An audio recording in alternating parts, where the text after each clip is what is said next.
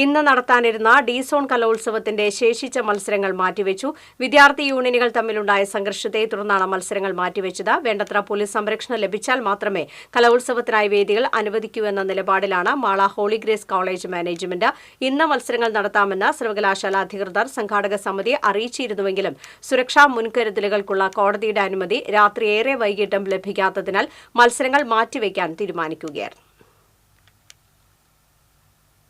D-zone കലോത്സവം അട്ടിമറിക്കാൻ ആസൂത്രിത നീക്കം നടക്കുന്നുവെന്ന KSU. പോലീസിനെയും സർക്കാർ സംവിധാനങ്ങളെയും ഉപയോഗപ്പെടുത്തി ഭരണത്തണലിൽ കാലിക്കറ്റ് സർവകലാശാല ഡി-സോൺ കലോത്സവം അട്ടിമറിക്കാൻ SFI നടത്തുന്ന ഗൂഢാലോചന പ്രതിഷേധാർഹമാണെന്ന് KSU സംസ്ഥാന പ്രസിഡന്റ് അലോഷ്യസ് സേവ്യർ പറഞ്ഞു.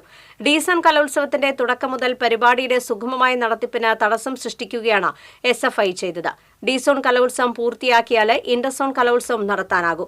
പരിപാടികൾ അട്ടിമറിക്കാൻ SFI നടത്തുന്ന ശ്രമങ്ങളിലൂടെ 400-ലധികം വിദ്യാർത്ഥികളുടെ ഗ്രേസ് മാർക്ക് ഉൾപ്പെടെ നഷ്ടമാകും. വിദ്യാർത്ഥികളുടെ ഭാവി വെച്ചുള്ള SFIയുടെ പന്തുകളി അവസാനിപ്പിക്കണമെന്ന് KSU സംസ്ഥാന പ്രസിഡന്റ് അലോഷ്യസ് സേവ്യർ കൂട്ടിച്ചേർത്തു.